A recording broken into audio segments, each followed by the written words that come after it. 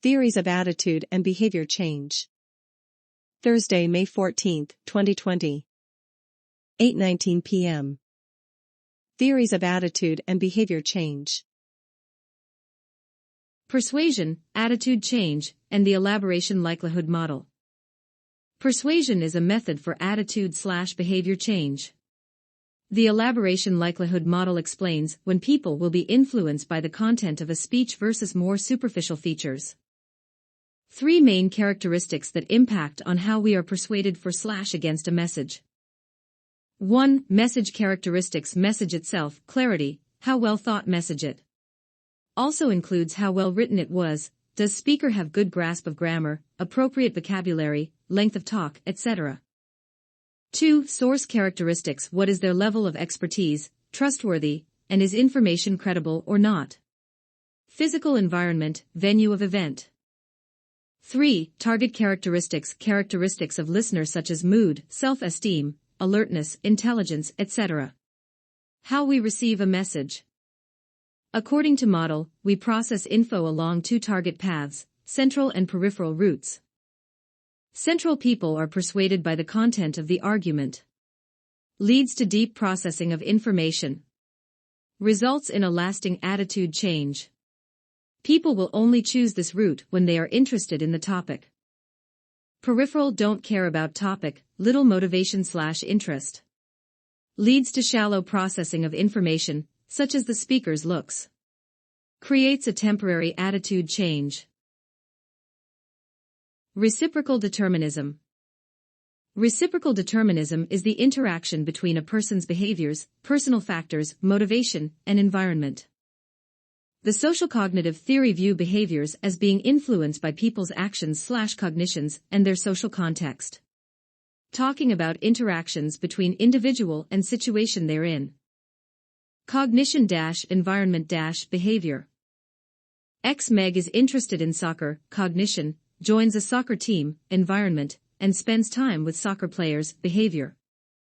Or she can spend a lot of time with soccer players, become interested in it, and joins a soccer team. Behavior leads to a cognition. Other direction, hangs with soccer players, so she joins a soccer team, and then after a while develop a real interest in soccer, which then reinforces her hanging with the team. This theory was developed by Bandura, same scientist who did work on observational learning. Personal control, locus of control, learned helplessness, and the tyranny of choice. Important element of social cognitive theory is personal control. Internal or external. I should have studied harder. Internal locus of control, can control fate of own destiny. That was an unfair test. External locus of control, perceive outside forces that help to control your fate.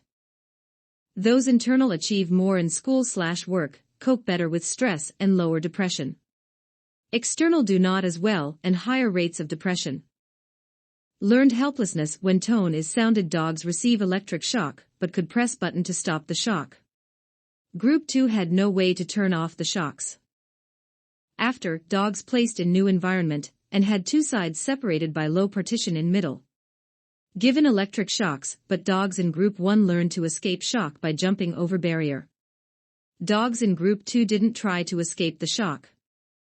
Therefore, uncontrollable bad events can lead to a perceived lack of control, which leads to general helpless behavior.